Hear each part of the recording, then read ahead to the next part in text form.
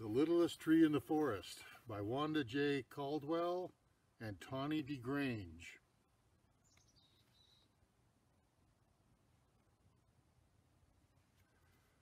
Many trees live in the forest. Some of them are short, some tall, some large, and some very small. The littlest tree was so little that no one even knew he was there. In the same forest was the biggest tree anyone had ever seen. He was tall and beautiful, his soft green branches drooping as he lifted his head toward the blue sky. He was so tall he could see over all the other trees. He was the king of the forest. When it would rain, he would smile and lift his branches up to the needles, drank in the cool water, and he would bless the sun for shining so bright and making everything around him grow. One day the big tree was sighing with the breeze and listening to all the sounds of his happy kingdom when he heard a faint sob. He stood very still, trying to hear the noise again. His forest was a happy place. Why did it sound like someone was crying? He looked all around but couldn't see any unhappy trees or animals. "Come," he called to the bluebird and the robin. "Come," he said to the woodpecker and the mighty bald eagle. "Come rest in my branches and talk to me because I have a problem." So the bluebird, the robin, the woodpecker, and the great eagle came to sit on his branches and talk with the mighty tree. "I have lived many years and seen many happiness, but sometimes I hear someone crying and I cannot find out who it is. Mr. Bluebird, when you are flitting over the forest, will you listen and talk to the animals? And Mrs. Robin, I know you are very busy with your family, a very beautiful family it is. Let's see, 2 boys and 2 girls, isn't it?" "Oh my, yes," chirped Mrs. Robin, smiling broadly. She was so pleased to think that the great tree had noticed her babies. "I will ask all the robin families to see if they can find out who is unhappy." Mr. Woodpecker was jumping from branch to branch, catching bugs, sharpening his bill, and scratching his feet. The mighty tree smiled to himself. Oh, he thought, to be young again and have all that energy. "Mr. Woodpecker, would you fly around the forest and ask the trees if they've heard cries as I have, and if they know who is unhappy?" "Oh, yes, yes," replied Mr. Woodpecker, already off in flight.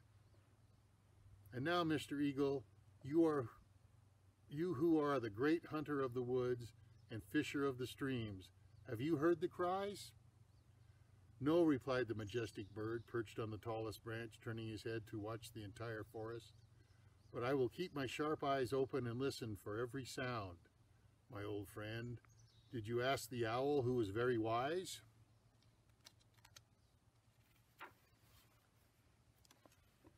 "I will send out a message now for the owl to come talk to me," the great tree answered.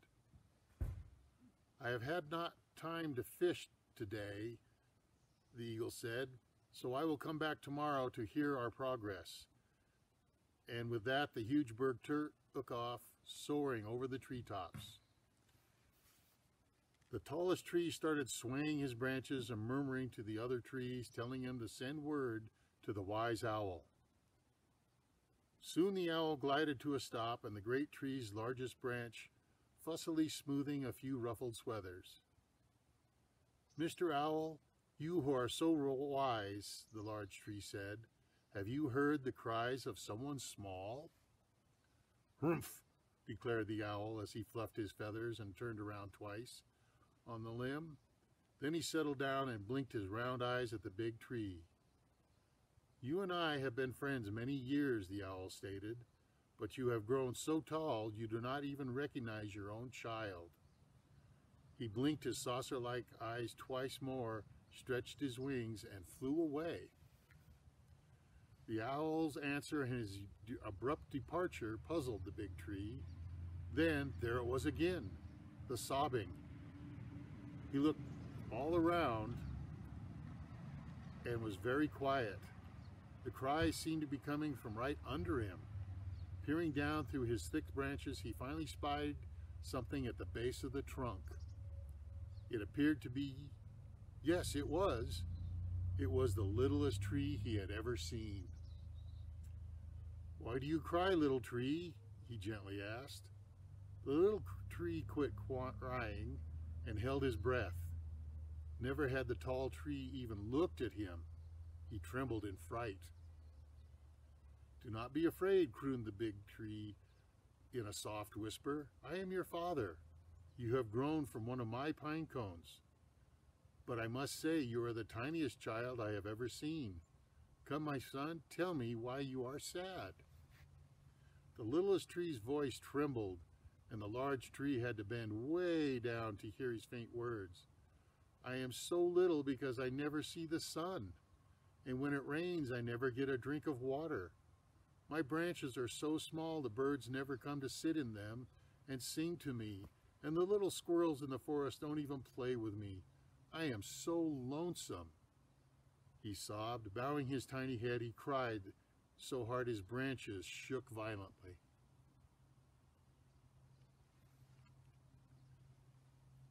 "Please don't cry," sighed the great tree. "You are a beautiful little tree, and I am so proud that you are my son. I will help you grow tall and straight, green and strong." At this, the big tree moved his branches aside. The golden sun spied the little tree and wrapped him in great waves of heat. The little tree never felt so warm. He lifted his head, he stretched as tall as he could, feeling the warmth run through him. "Hello," called the sun. "Welcome to the forest. I will visit you every day." The little tree was smiling so hard it hurt. He had never felt so happy in his whole life. "Come," cried the tallest tree. "Come," he cried to all the forest. "I have a new child. I want everyone in my kingdom to come and see my son, the littlest tree." The great eagle flew over and gave his shrill cry of congratulations. Mr. Bluebird sat on the tall branches of the big tree and told him how happy all the birds were that the tall tree had a new son. The littlest tree heard all of this and spread his branches wide and held his head up high. He was the son of a great tree, the tallest tree in the forest. He thought he would burst with pride, and oh, how he wished he was bigger. He wanted to grow fast so his father would be proud of him.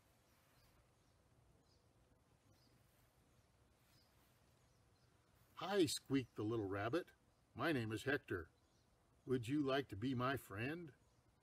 The little tree was bashful. No one had ever asked him to be a friend. "Oh, yes," he said quietly, dipping his head. "Let's be friends. Will you come and visit me every day?" "Sure," Hector hopped about his new friend. "I'll bring all my brothers and sisters, too." "I don't have any brothers and sisters," the little tree said. "It must be very nice." "Oh, sometimes," Hector replied, pulling a face. "Anyway, I never get lonely." "How many brothers and sisters do you have?" the littlest tree asked. "Oh," Hector scratched his ear and dug his toe in the dirt. "I guess there's 13 of us at home now, but I have 11 older brothers and sisters who don't live at home anymore. But they still come and visit often, so we don't really have a chance to miss them too much." "Gee, you're so lucky," the little tree cried. Then he brightened. "But I am too. My father is the tallest tree in the forest, and I'm going to grow up just like him." The littlest tree was so happy. Every day the tall tree moved his branches aside, and the sunbeams came down to shine on the little tree and keep him warm. When it rained, the great tree would let just enough raindrops through his lofty branches to give the little tree a drink. The little tree was always thirsty and would stretch as far as he could to soak up the water. All the rabbits and squirrels came to play and race around him, running so fast he would get dizzy just watching them, and then they would all laugh. Life was so much fun.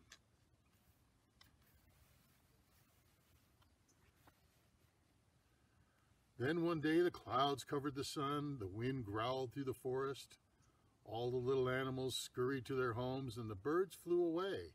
The little tree became frightened and trembled. He was so cold.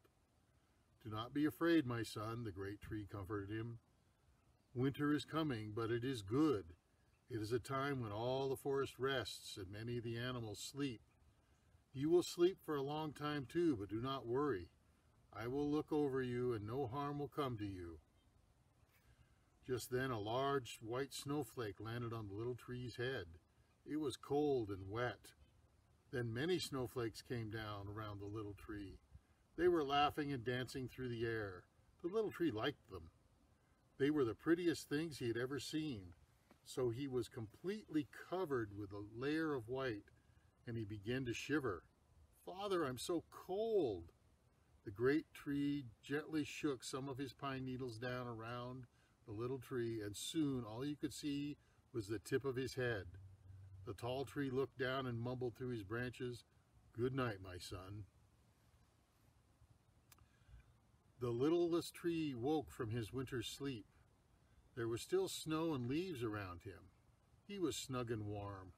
He tried to stretch but couldn't move his branches. He looked around. The forest looked different. Some of the trees were bare and everything glistened in wetness. "Father," he called. The tall tree bent down as far as he could and smiled. "Good morning, my son. You have slept the winter through. Are you rested?" "Oh, yes," the small tree yawned. He was anxious to see his friend Hector. He called out, and some squirrels came to play and excitedly told him all the happenings of the winter. The bears were just waking up, and they told him, and he would have to watch out for Bernie the moose. Bernie was in the forest, and he was hungry, and just might eat the little tree. That afternoon, a rabbit hopped up next to him. "Hi," the little tree called. "Have you seen Hector?" The rabbit laughed, and it was Hector's laugh. Only he had grown so much. Hector told his friend that he had a new bunch of brothers and sisters, and he had his own home now. The littlest tree couldn't believe that he'd been asleep for so long.